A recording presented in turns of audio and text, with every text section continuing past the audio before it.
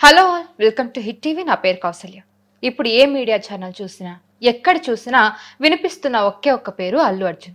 ఇప్పుడు అల్లు అర్జున్ చుట్టూ వివాదాలు చుట్టుముట్టాయి. సో వీటి గురించి మాట్లాడదాం. ఈరోజు మనతో పాటు producer and director Tammareddy Bharadwaj గారు ఉన్నారు. ఆయనతో మాట్లాడదాం. నమస్తే సార్, ఎలా ఉన్నారు సార్? సార్, ఈ మధ్య ఎక్కడ ఏ సోషల్ మీడియా చూసినా ఏ మీడియా ఛానల్ చూసినా కూడా అల్లు అర్జున్ గారి పేరే ఎక్కువగా వినిపిస్తూ ఉంది. సో అల్లు అర్జున్ గారిని నిజంగా కావాలనే ఇరికించారా, లేకపోతే ఇది న్యాయపరంగానే జరిగిందా? దేశంలో పని లేని వాళ్ళు ఎక్కువ మంది ఉన్నట్టున్నారు. చూస్తూ ఉంటే న్యూస్లు చూస్తూ ఉంటే చట్టం దానిపైన చేసుకుంటా ఉంటే అవసరమై చేశారా, అనవసరంగా చేశారా, కావాలని చేశారా మాట్లాడితే ఏముంటుంది. ఒక ప్రాణం పోయింది, ఇంకో ప్రాణం పోయే దశలో ఉంది. పోతుందో బతుకుతుందో తెలియకుండా 12-13 రోజులు ఇచ్చి కొట్టుకుంటాడుతాను. ఈ టైంలో జరిగిన దానికి వీళ్ళందరూ బాధ్యులే.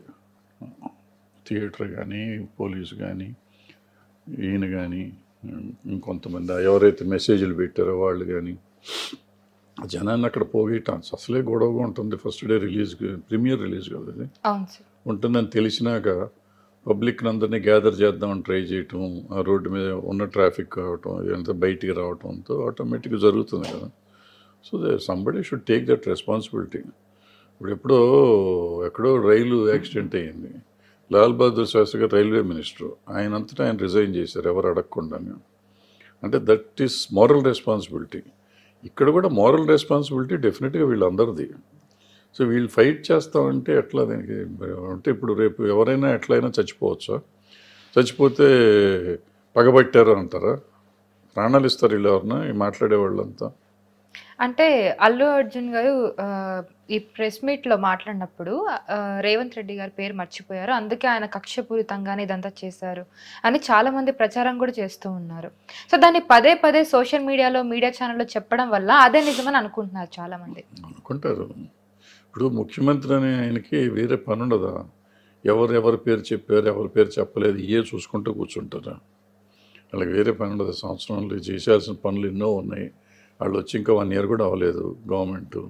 వాళ్ళు చేసేయాల్సిన పనులు, వాళ్ళ కష్టాలు, నిష్ఠూరాలు, వాళ్ళ పాలిటిక్స్, ఇంటర్నల్ పాలిటిక్స్, రాష్ట్రంలో సమస్యలు ఇన్ని పెట్టుకుని ఒక హీరో తన పేరు చెప్పాడా చెప్పలేదా అని ఆలోచించి మధ్య అన్ని పనులు పక్కన పెట్టేసి అరెస్ట్ చేయించండి అని చెప్తూ చేస్తారంటే మనం నమ్మొచ్చు అది? అంటే దీనికి బలాన్ని చేకూర్చేలా కేటీఆర్ గారు కూడా దీన్ని పదే పదే న్యూస్ ఛానల్లో వెళ్ళి చెప్పడం, ఈయన్ని కనీసం బెనిఫిట్ షోలు ఇచ్చిన ముఖ్యమంత్రి పేరు కూడా గుర్తులేదు, అలా పరిపాలిస్తున్నాడని చెప్పి ఇలా చెప్పడం, అంటే టాంటింగ్ చేయడం దీన్ని బలాన్ని చేకూర్చాయని చెప్పి చాలా మంది అనుకుంటున్నారు. రెస్పాన్సిబిలిటీ ఉన్న ఆయన ఒకప్పుడు మినిస్టరు, 10 years మినిస్టర్ చేశాడు కేటీఆర్ గారు. ఆయన ఇంత ఇర్రెస్పాన్సిబుల్గా మాట్లాడతాం అనేది చాలా బాధాకరమైన విషయం. సపోజ్ ఇప్పుడు కాంగ్రెస్ లేదు, వీళ్ళ గవర్నమెంట్ ఉన్నప్పుడు ఈ యాక్సిడెంట్ అయ్యి ఉంటే ఆయన అల్లు అరవింద్ని అరెస్ట్ చేయించేవారు కదా. ఆయనని కాదు, ఆ గవర్నమెంట్ అరెస్ట్ చేసేది కదా. ఇప్పుడు చెయ్యకపోతే ఇదే కేటీఆర్ గారు ఇంత మనుషులు చచ్చిపోతే పట్టించుకోవట్లేదు, హీరోని వదిలేశారని ఈయన అనరా? అంటే పొలిటీషియన్కి నాలుగుకి 2 వైపులా పదును ఉంటుందని వాళ్ళు ఇష్టం వచ్చింది మాట్లాడుకుంటూ కూర్చుంటే ఎట్లా? So it's a regular procedure. ఇప్పుడు దానివల్ల కొంపమునిగేదేం లేదు. అల్లు అర్జున్కి తలదీసి మొరేస్తారు ఏంటి, జైలుకి వెళ్తే వారంలో బెయిల్ వస్తుంది, వెళ్ళిపోతారు. సింపుల్ కేసు అది. అంటే ఆయన టోటల్గా ఆయన రెస్పాన్సిబుల్ కాదు కదా. దానివల్ల ఉన్నవన్నీ ప్రోస్ అండ్ కాన్స్ ఆలోచించుకొని మాట్లాడాలి. వాలంటరీగా ఉండాలి, అందరం స్పోర్టివ్గా ఉండాలి తప్ప దీన్ని ఇష్యూ చేసుకుని దీన్ని రకరకాలుగా మాట్లాడుకుని పొలిటికల్గా దాన్ని అడ్వాంటేజ్ తీసుకుందామని ఒకళ్ళు, ఇంకో రకంగా అడ్వాంటేజ్ తీసుకుందామని ఒకళ్ళు ఇట్లా చేయటం అనేది సరైన విషయం కాదు. ఈ సమాజం మరి ఎక్కడికి వెళ్తుందో మరి మనకు తెలియట్లేదు. ఎవరినో అంటే క్రైమ్ చేసిన వాళ్ళని అరెస్ట్ చేసినట్టుగా బెడ్రూమ్ వరకు వెళ్ళి అరెస్ట్ చేయడం అనేది ఎంతవరకు కరెక్ట్ అని చాలా మంది అంటున్నారు సార్. దీని గురించి మీరేమంటారు? సుమారుగా వెళ్ళక్కర్లేదు, వీళ్ళు అసలు ఫోన్ చేస్తే ఆయన వీళ్ళు సరెండర్ అయ్యేవాడేమో. సింపుల్ విషయం అది. అంత ఇప్పుడు అల్లు అర్జున్ గారు పారిపోయి దాక్కునే అంత పరిస్థితి లేదు కదా. ఏంటి సార్ మీ మీద కేసులు, మీరు వచ్చి సరెండర్ అవ్వండి సార్ అంటే సరెండర్ అయ్యి ఉండేవాడు నాకు తెలిసినంతవరకు. సో బట్ వాళ్ళు బెడ్రూమ్లోకి వెళ్ళిపోవాల్సిన అవసరం, ఇంటి ముందుకు వెళ్ళి ఇట్లా ఉందంటే ఆయనే బయటకు వచ్చేవాడు, వెళ్ళేవాడు. ఈవెన్ వెళ్ళేటప్పుడు కూడా చూసాం కదా, చాలా హ్యాపీగా స్పోర్టివ్గా వెళ్ళారు, సపోర్ట్ చేస్తా అన్నాడు కదా ఆయన. సో అట్లాగే ఉండేది. ఆ బెడ్రూమ్లోకి వెళ్ళటం అనేది కరెక్ట్ కాదు. ఈ జరిగిన సంఘటన అంతా అసలు ఎవరి తప్పిదం ఉందంటే ఏం చెప్పాలి సార్? అంటే పోలీసులు, అక్కడ ఉన్న థియేటర్ యాజమాన్యం నిర్లక్ష్యమా, లేకపోతే ఫ్యాన్స్ అత్యుత్సాహం వల్ల జరిగిందా? అన్నీ ఒక్కళ్ళని బ్లేమ్ చేయటానికి లేదు, అన్నీ కలిసే వస్తాయి. ఓకే. ప్రతిదానికి కారణం ఉంది, ప్రతి దాని వల్ల ప్రతి వాళ్ళు బాధ్యులే. అఫిషియల్లీ స్పీకింగ్ అందరూ బాధ్యులే. ఇప్పుడు ఆ థియేటర్లో అసలు ప్లేస్ లేదు, ఒక చిన్న ప్లేసు, ముందు పార్కింగ్లో కార్లు పెడితే ఇంకో కారు పట్టదు. ఈయన కారు వచ్చిందంటే, సెలబ్రిటీ కారు వచ్చిందంటే ఇంక అసలు మనిషి నడుస్తానికి కూడా చోటు ఉండదు. ఆల్రెడీ దానివల్ల ఒక గేట్ మూసేసి ఉందంట, నేను వెళ్ళి చూశాను. నేను ఒకటే గేట్ ఉంది, ఆ గేట్ నుంచి లోపలికి రావాలి, బయటికి రావాలి, కార్లన్నీ బ్లాక్ అయిపోయి ఉన్నాయి.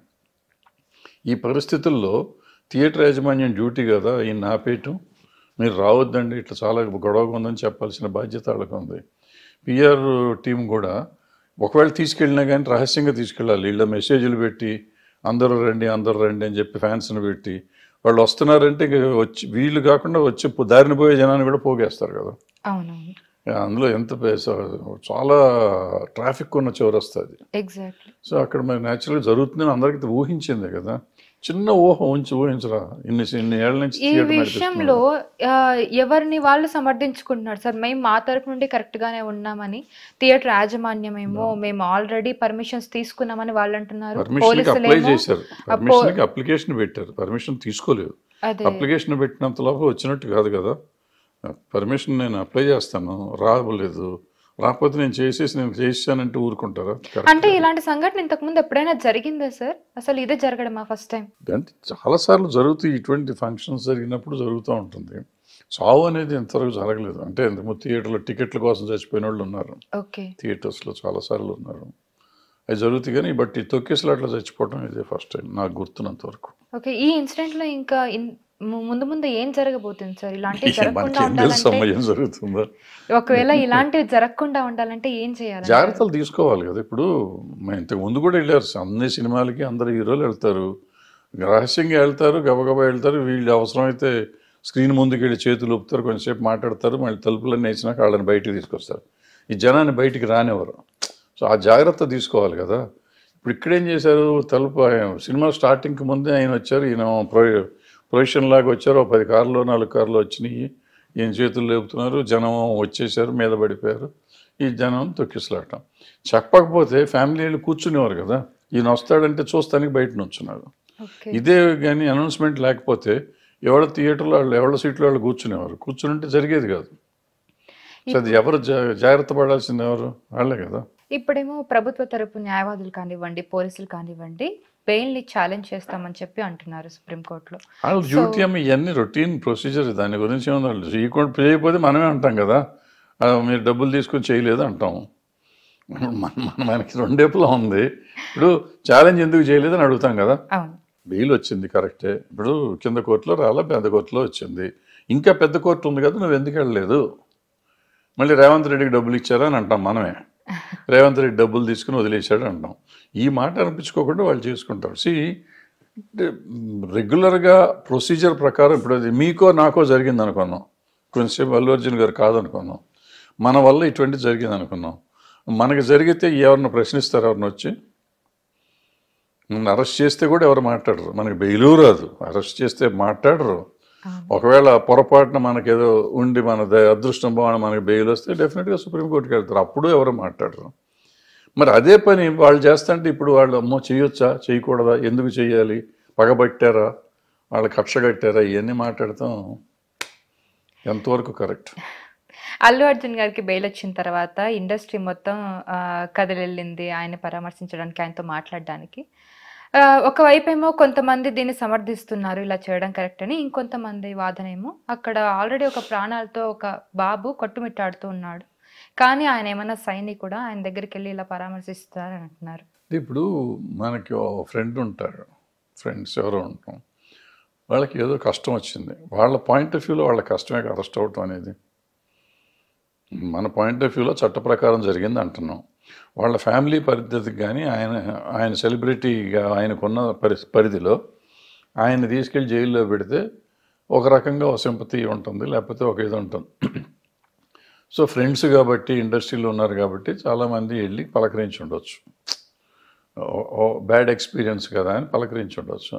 దాన్ని సినిమా ఇండస్ట్రీ అంతా వెళ్ళిపోయింది వచ్చింది అంటే ఏంటి? ఇప్పుడు మీకు జ్వరం వచ్చింది, మీ అక్కో చెల్లో లేకపోతే మీ ఫ్రెండో వచ్చింది, జ్వరం వస్తే ఎందుకు వచ్చారు? ఏం వచ్చారు అని అంటాం మనం. అదే కదా. సార్ కానీ ఇప్పుడు తెలంగాణ ప్రభుత్వం కొంచెం టాలీవుడ్‌కి వ్యతిరేకంగా ఉంది. టాలీవుడ్‌లో జనాలు కూడా ఈ ప్రభుత్వాన్ని పట్టించుకోవట్లేదు అనే ఒక వాదన అయితే నడుస్తూ ఉంది. అండ్ రీసెంట్‌గా జరుగుతున్న ఇన్సిడెంట్స్ వాటిని బలాన్ని చేకూర్చేలా అనిపిస్తుందని చాలామంది అంటున్నారు. దీని గురించి మీరేమంటారు సార్? ఇంతకుముందు ప్రభుత్వం 10 ఏళ్ళు ఉంది కదా, దాన్ని ఎవరు పట్టించుకున్నారు? ఇండస్ట్రీ పట్టించుకుందా? ఎవరిని వెళ్ళారు వాళ్ళ దగ్గరికి? ఎవరిని మాట్లాడారంట? ఎప్పుడు ఎవరిని ఉన్నా? ఇక్కడ న్యూస్ మీరు సెర్చ్ చేసేయండి. నెక్స్ట్ టైం మనకు ఇంటర్వ్యూ ఇస్తాం మీకు. ఈ లిస్ట్ తీసుకుని రండి. ఎన్నిసార్లు గవర్నమెంట్ని ఇండస్ట్రీ కలిసింది. ఇప్పుడు ఎవరిని కలవరు, అవసరమైతే కలుస్తాం, లేకపోతే కలవం. అది పెద్ద ఇష్యూ కాదు. దానికి దీనికి సంబంధం లేదు. అయినా కూడా ఈయన్ని కలిశారు. రేవంత్ రెడ్డి గారిని ఇండస్ట్రీ వెళ్ళి కలిసి వచ్చింది నాకు గుర్తున్నంతవరకు. అయిపోయింది, ఇంకేముంటుంది దానికి. ఓకే. సో ఈ ఇష్యూ ఇంకా దీన్ని ముందు డ్రాగ్ చేయడం ఎంతవరకు కరెక్ట్ సార్? దీన్ని ఇంకా ఎవరు డ్రాగ్ చేస్తారమ్మా? చట్టం పని చేసుకోవద్దంటే డ్రాగ్ చేసినట్ట, చేస్తే చట్టం దాని పని చేస్తే డ్రాగ్ చేసినట్ట. ఏంటి మీ అందరి ఉద్దేశం ఏంటి? ఏమి చేయకూడదని? ఎవరు ఎంతమంది చచ్చిపోయినా కేసులు పెట్టకూడదు, పెడితే ప్రభుత్వం తప్పు అని మనం స్టేట్మెంట్ ఇద్దామంటే చెప్దాం, అట్టాగే చెబుదాం. అది కరెక్ట్ సిగ్నల్ వెళ్తుందా ప్రజలకి? ఈ కామన్ మ్యాన్ ఎవరన్నా చచ్చిపోతే ఇంకో సందర్భంలో వాళ్ళ మీద కేసు పెట్టమనరా? పెడతారు కదా. మరి ఇది జరిగినప్పుడు పెట్టాలి కదా. పెట్టకుండా ఊరుకుంటే పెట్టలేదు అంటారు, పెడితేనో ఎందుకు పెట్టారంటారు. ఏం చేయాలి? వాళ్ళు మానేసేయాలా? ఎవరు ఏమనుకుంటారు? ఎవళ్ళు ఇష్టం వచ్చింది వాళ్ళు అనేసుకుంటా ఉంటే ఇంకా ప్రభుత్వాలు ఎక్కడ నడుస్తాయి సార్? ఈ ఫ్యాన్స్ కానివ్వండి, సోషల్ మీడియాలో ఎవరైతే వీటి గురించి ఎక్కువగా ప్రచారం చేస్తున్నారో వాళ్ళందరికీ ఫుల్ స్టాప్ పెట్టాలంటే అసలు ఏం చేయొచ్చు సార్? ఏం జరగదు. అది ఎవరి ఇష్టం వాళ్ళది. మన ఇష్టం మనది, మనం మాట్లాడుతున్నాం, మన ఇష్టం కాబట్టి మనం మాట్లాడుతున్నాం, వాళ్ళ ఇష్టం కాబట్టి వాళ్ళు మాట్లాడతారు. ఇక్కడ మాట్లాడే హక్కు ఉంది కదా మనకి, ఆర్టికల్ ఉంది కదా కాన్స్టిట్యూషన్లో, మనకి రైట్ ఆఫ్ స్పీచ్ ఉంది. సో మనం ఏదైనా మాట్లాడవచ్చు. డెసిషన్స్ అన్నీ కూడా అలానే ఉన్నట్టుగానే అనిపిస్తున్నాయా? ఇప్పుడు చట్టం ఎవరికి చుట్టం కాదు అని చెప్పారు అంటేనే ఆయనకేం సంబంధం లేదు. చట్టం పని చేసుకుపోతుందని అర్థం. ప్రతిదానికి రేవంత్ రెడ్డిని ఎందుకు తీసుకొస్తారు? ముఖ్యమంత్రికి చెప్పి ప్రతిదీ చేస్తారా? ఏ పనైనా ముఖ్యమంత్రిని చేయరు కదా. మంత్రివర్గం అంతా కలిసి చేస్తుంది, అసెంబ్లీలో ఎమ్మెల్యేలు అంతా కలిసి చేస్తారు. ఏదో ఉంటుంది కదా, వాళ్ళకు ఉండే పద్ధతులు ఉంటాయి కదా, పద్ధతి ప్రకారం జరుగుతుంది. ఏదైనా పద్ధతి ప్రకారం జరగటం తప్పు అని మనం ఎట్ట మాట్లాడతాం? చట్టం పని చేసుకోకూడదు అని అంటే చట్టం తీసేద్దాం, అసలు కోర్టులన్నీ తీసేద్దాం, పోలీసు వ్యవస్థను తీసేద్దాం, కోర్టు వ్యవస్థను తీసేద్దాం, అన్నీ తీసేసి ఎవరు ఇష్టం వచ్చిందో వాళ్ళు చేసుకోండి. అక్కడ రేప్ చేసేవాళ్ళు రేప్ చేయండి, మర్డర్ చేసేవాళ్ళు మర్డర్ చేయండి, దొంగతనాలు చేసేవాళ్ళు దొంగతనాలు చేయండి, ఎవరు ఇష్టం వాళ్ళు చేసుకోండి అని చెప్పి వదిలేద్దాం. సరే, ఇప్పుడు ఏదో జరుగుతుంది, ఓ పద్ధతిలో జరుగుతుంది. ఇంతకాలం మనం తప్పులు చేసాము, గత ప్రభుత్వం చేయలేదు కదా, నువ్వు చేస్తావా అంటే వాళ్ళు తప్పు చేశారు, నేను చేస్తాను. ఇది కరెక్ట్, చేసేది రైటా తప్ప? రేవంత్ రెడ్డి గారు ఏం చేశారు చెప్పండి, మీరు చెప్పండి. ఏం తప్పు చేస్తున్నాడు? చుట్టం కాదని ఏం చేశాడు మీ ఉద్దేశంలో? ఎందుకు మీరు ఆ మాట అన్నారు చెప్పండి? ఎందుకు ఆ మాట అన్నా అంటే ఇప్పుడు ఇందాక మీకు చెప్పినట్టుగా సార్, సో అల్లు అర్జున్ గారి విషయంలో కానివ్వండి, లేదంటే హైడ్రా విషయంలో కానివ్వండి, హైడ్రా ఇల్లు కబ్జా చేస్తే కట్టొచ్చా? అంటే కబ్జా చేస్తే కట్టొచ్చా అంటే, కట్టారు, అంత పెద్ద కట్టడం కట్టారంటేనే అధికారుల పర్మిషన్ లేకుండానే అంత పెద్ద కట్టడాలు కట్టారు అంటే 1, 2 కాకుండా చాలానే ఉన్నాయి. అలా చాలా కూల్చేశారు. సో అప్పుడు ప్రభుత్వం వాళ్ళకి సపోర్ట్ చేసింది, అప్పుడు అధికారులు వాళ్ళకి సపోర్ట్ చేశారు కాబట్టి వాళ్ళు కట్టగలిగారు. కానీ ఇప్పుడు రేవంత్ రెడ్డి గారు వచ్చి అది తప్పుగా కట్టారు, దాన్ని కబ్జా చేశారు. 100% తప్ప కదా అంటే అక్కడ కొంతమంది చెప్తాను. అయితే ఇక్కడ ఏం చేయాల్సిందంటే పర్మిషన్ ఇచ్చిన ప్రభుత్వ అధికారులను కూడా తొలగించాల్సింది, వాళ్ళ మీద కూడా యాక్షన్ తీసుకోవాల్సింది, వాళ్ళని సస్పెండ్ చేయాల్సింది, అవసరమైతే వాళ్ళ జైలు శిక్ష కూడా వేయాల్సింది. ఎందుకంటే ఇప్పుడు నేను ఇల్లు కట్టాను అనుకోండి, నాకు ఏదో పర్మిషన్ ఇదే ఫ్లాట్లో అనుకోండి, పర్మిషన్ లేకుండా కట్టారు అనుకున్న కాన్స్టిట్యూషన్. సో వీళ్ళు వచ్చి కవులు కొట్టారు. అయితే నాకు పర్మిషన్ ఎవరో ఇచ్చారు కదా, నేను పర్మిషన్ లేకుండా కట్టలే. ఇక్కడ ఇది మరీ రూల్ లేకుండా కబ్జా చేసి కట్టిన వాటిని అసలు మన డిస్కషనే లేదు. ఇక్కడ కొన్ని ఇళ్ళు విల్లాలు కొన్ని ఉన్నాయి, అవన్నీనేమో పర్మిషన్ వచ్చి ఉన్నాయి. పర్మిషన్ వచ్చినాక ఎందుకు కూలగొట్టారంటే పర్మిషన్ వచ్చింది కానీ వీళ్ళు చట్ట ప్రకారం రాకూడని చోట తెచ్చుకున్నారు పర్మిషన్. బట్ ఇచ్చిన వాళ్ళు తప్పుగా ఇందాక మనం థియేటర్ ఉన్నప్పుడు థియేటర్ వాళ్ళదే తప్పు అని మనం అన్నాం కదా, ఈయనది తప్పు ఆయనది తప్పు అందరి తప్పు అన్నట్టే ఇక్కడ కూడా పర్మిషన్ ఇచ్చిన వాడి తప్పేగా. ఇప్పుడు దానికి థియేటర్ ఓనర్ మీద కేసు పెట్టారు, అరవింద్ గారి మీద పెట్టారు, ఇంకెవాళ్ళ మీద పెట్టారు, అల్లు అర్జున్ గారి మీద. అట్లా వీళ్ళకి కూడా వీళ్ళ మీద పెట్టాలిగా కేసులు. కట్టిన వాడిని మాత్రం ఒకడిని నష్టపోయేటట్టు చేశారు. సో అది తప్పు, అది ఒకటి తప్పు ఉంది, ఆ తప్పు ఉంది, అది అక్కడ సరి చేసి ఉంటే బాగుండేది. అట్లాగే ఈ చిన్నవాళ్ళు ఇళ్ళు కోలుగొట్టారు, అవి కబ్జా అయినాక ఈ ప్రభుత్వాల అధికారులే వాళ్ళ ముఖ్యమంత్రి గారి పేరు, పాత ముఖ్యమంత్రి గారి పేరు, కొత్త ముఖ్యమంత్రి గారు పేరు పెట్టి వాళ్ళకి పవరు, రోడ్లు వేశారు, పవర్ ఇచ్చారు, వాటర్ ఇచ్చారు, అన్నీ ఇచ్చి మళ్ళీ కోలుగొట్టారు. అఫిషియల్గా అది ముందు వాళ్ళు వేసినప్పుడే అవన్నీ ఇవ్వకుండా వాళ్ళని ఖాళీ చేయించి ఇప్పుడు ఈ 2 బెడ్రూమ్ ఇళ్ళు, సింగిల్ బెడ్రూమ్ ఇళ్ళు, ఇందిరా ఇళ్ళు, ఏవో ఇళ్ళు ఇచ్చేసి వాళ్ళని షిఫ్ట్ చేసి అదంతా బాగు చేసి ఉంటే బాగుండేది కదా. అది వాళ్ళు చేయలే, గత ప్రభుత్వం చేయకపోతే దానికి ప్రత్యామ్నాయంగా వీళ్ళు చేసి ఉండాలి. వాళ్ళందరికీ రీహాబిలిటేషన్ ఇచ్చి చేసి ఉంటే బాగుండేది. సో చట్టం ఎవరికి చుట్టం కాదన్నారు, కానీ చట్టాలలో కూడా కొన్ని పరిధులు ఉంటాయి. చట్టం ఈ రకంగా చేయండి, ఈ రకంగా చేయండి అంటారు. ఆ రకంగా కూడా చెయ్యకపోతే ఈ వ్యవస్థలో తేడాలు ఉంటాయి. అప్పుడు మాట్లాడతాం మనం అంతాం. సార్, ఇందాక మీరు అన్నట్టుగా గత ప్రభుత్వం ఏదైతే ఉందో అది మంచిగా అనిపించి వాళ్ళు చేసే ఉంటారు, కానీ ఈ ప్రభుత్వానికి అది చట్టవిరుద్ధం అని చెప్పి వీళ్ళు ఇలా చేస్తున్నారు. రేపు పొద్దున్న ఇంకొక గవర్నమెంట్ ఫామ్ అవ్వచ్చు, వాళ్ళకి వీళ్ళు చేసింది తప్పు అనిపిస్తే వాళ్ళు యాక్షన్ తీసుకొని ఇలాంటివే చేస్తూ పోతారు. దీంట్లో నష్టపోయేది ఎవరు సార్? ప్రజలు. ఎందుకు ఎలక్షన్లు ఓట్లు వేసి మోసపోయేది ప్రజలే కదా. ఎప్పుడు మీరు ఎన్ని సంవత్సరాలు చూస్తున్నాం మనం. నేను ఆ వీడియోలు చూడండి, పాత నేను చెప్పాను, రేపు మొన్న ఎలక్షన్కి ముందు ఒకటి పెట్టాను. ఓటు ఎవరేస్తారో ఎవరు గెలుస్తారో నాకు తెలియదు, కానీ మొత్తం ప్రజలు మాత్రం మోసపోతారు అని చెప్తాను నేను. నా ఉద్దేశం అంతే. అంటే ఇక్కడ ఏమవుతుందంటే ఏది రైట్ అయితే తప్పు కాదు. ఇప్పుడు ప్రాబ్లం ఏంటంటే ఈ ఎఫ్ఎస్ఎల్ అనేది ఇప్పటి నుంచో లేదు, ఎప్పటి నుంచో ఉంది. దాంట్లో కట్టకూడదు అనేది ఎప్పటి నుంచో ఉంది. తర్వాత 111 జీవోలు వచ్చినాయి.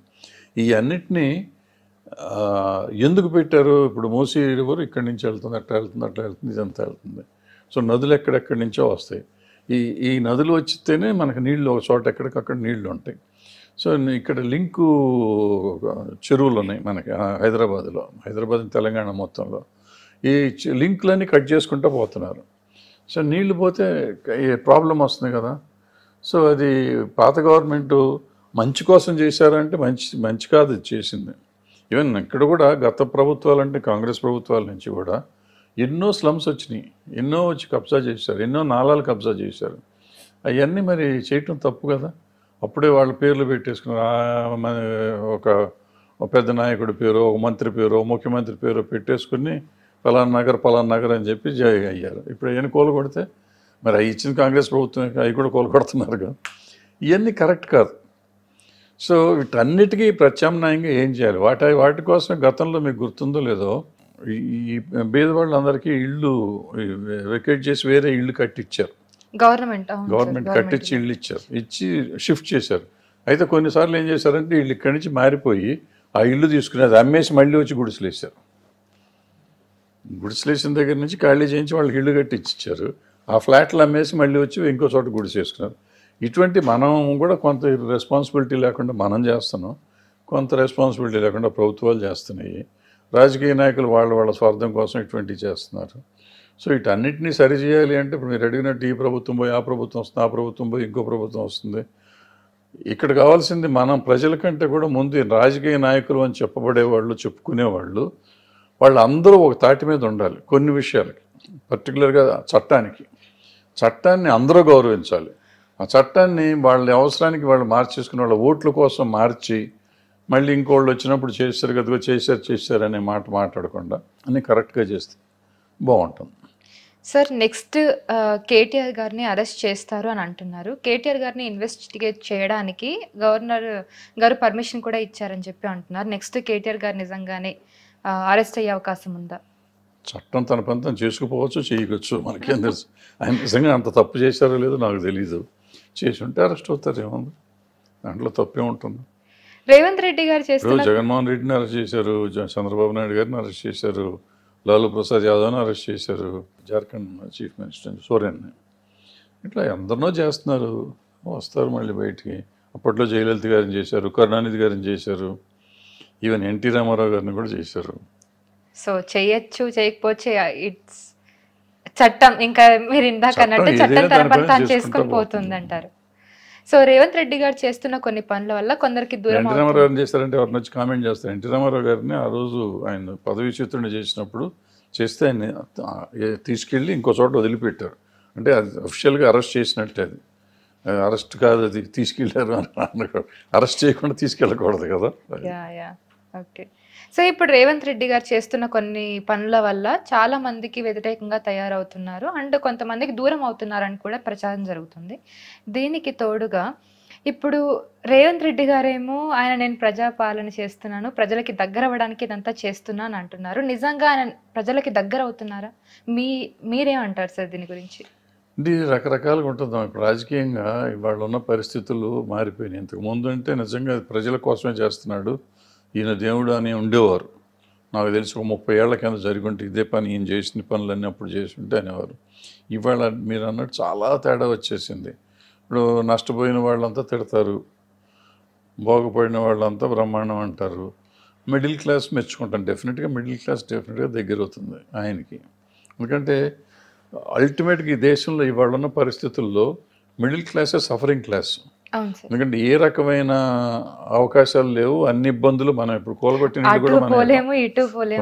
వాళ్ళకేమో ఏదో సబ్సిడీలో ఇంకోటో ఇస్తారు, వీళ్ళేమో తీసుకుని లండన్ వెళ్ళిపోతారు డబ్బులు, బ్యాంక్ లోన్లు తీసుకుని. వీళ్ళకి ఏం లేదు, వీళ్ళకి ఉన్నవన్నీ ట్యాక్సుల కింద కడతా ఉంటారు. వచ్చిన డబ్బు వచ్చినట్టు ట్యాక్స్. ఏది కొన్నా మనం జిఎస్టీ కడుతున్నాం, అంటే ట్యాక్స్ కడుతున్నాం. మళ్ళీ గవర్నమెంట్ అంటుంది అసలు కామన్ మ్యాన్ డబ్బులే కడతలేదంటారు, ప్రతి రూపాయలోంచి డబ్బులు తీసుకెళ్ళిపోతున్నారు వాళ్ళు. సో ఇది అటువంటిప్పుడు ఈ కామన్ మ్యాన్ మీద జరిగే బాధ, ఇబ్బందులకి ఇది చూస్తే ఆనందపడతారు. డెఫినెట్గా సపోర్ట్ ఉంటుంది. అంతే ఎదురు తిరిగే వాళ్ళు ఎదురు తిరుగుతారు, సపోర్ట్ చేసేవాళ్ళు కూడా పెరుగుతారు సార్ ఈక్వల్గా. ఓకే సార్, రేవంత్ రెడ్డి గారు అధికారంలోకి వచ్చినప్పుడు ఎక్కువ కాలం ఉండరు, ఆగస్టు సంక్షోభం వచ్చి వెళ్ళిపోతారు ఆయన అని చెప్పి చాలా మంది అన్నారు అండ్ ఆయన కొనసాగుతూనే ఉన్నారు. సో ఏ ముఖ్యమంత్రి వచ్చినా ఇదే మాట మాట్లాడుతూ ఉంటారు కదా. ఏమన్నా మామూలు ఇప్పుడు ఆయన ఎవరు కేసీఆర్ గారు వచ్చినప్పుడు ఇట్లాగే అన్నారు, ఆయన 10 ఏళ్ళు పాలించారు. అంతకుముందు జగన్ వచ్చినప్పుడు అట్లాగే అన్నాడు, ఆయన 5 ఏళ్ళు పాలించారు. ఇవన్నీ చెప్తూ ఉంటారు. ఇప్పుడు ఈయన వచ్చినప్పుడు అన్నారు. అంటే కాంగ్రెస్లో ఒక ఇది ఉంది, ఎప్పటికప్పుడు మారుస్తూ ఉంటారు. ఆయన్ని మారుస్తారా? మార్చిన కాంగ్రెస్ ప్రభుత్వం ఉంటుంది కదా. సో ఏం చేస్తారు వీళ్ళు? ఏమంటారు, కాంగ్రెస్ వస్తే ఆయన పార్టీ తీసుకెళ్ళి జనాన్ని బీజేపీలో కలుపుకుంటాడు కొంతమందిని, కొంతమంది అంటూ ఉంటారు. ఏది నిజం ఏది అబద్ధం తెలియదు. ఇప్పుడు రాజకీయంగా పవర్లో ఉన్నవాడు పవర్లో ఉంటాడు. నాకు తెలిసి ఆయన కంటిన్యూ అవుతాడని అనుకుంటున్నాను నేను. ఓకే. సో అంత ఈజీగా ఇలా అనుకున్నంత ఈజీగా ఉండదు అది. ఓకే. నెక్స్ట్ ఎలక్షన్స్ వచ్చేసరికి 4 ఏళ్ల తర్వాత, సో అప్పుడు కాంగ్రెస్ ప్రభుత్వం రేవంత్ రెడ్డి గారు సీఎంగా ఉంటారా, లేదంటే మళ్ళీ కేసీఆర్ గారు వచ్చే అవకాశం ఉందా సార్? చూడాలి. ఇప్పుడు మనం ఇప్పుడు చేస్తున్న పనులన్నీ మీరు అడిగినట్టు ఈ రివర్స్ అవుతాయా, సరిగ్గా వస్తాయా, ఈ చట్టం తన చుట్టం కాదు అనే కాన్సెప్టు నిజంగా పనిచేసి మిడిల్ క్లాస్ అంతా ఆయన సపోర్ట్ వెళ్ళింది అనుకోండి, ఇక ఆయన తిరిగేలేదుగా. కాంగ్రెస్ బేసిక్గా కాంగ్రెస్కి ఉండే ఓట్లు కాంగ్రెస్కి ఉన్నాయి, వీళ్ళ వల్ల వచ్చే ఓట్లు వస్తే మిడిల్ క్లాస్ అంతా కావాలి అనుకుంటే ఆయన కాదని గారికి ఎవడు ఉంటాడు. సో రావచ్చు, రాకపోవచ్చు.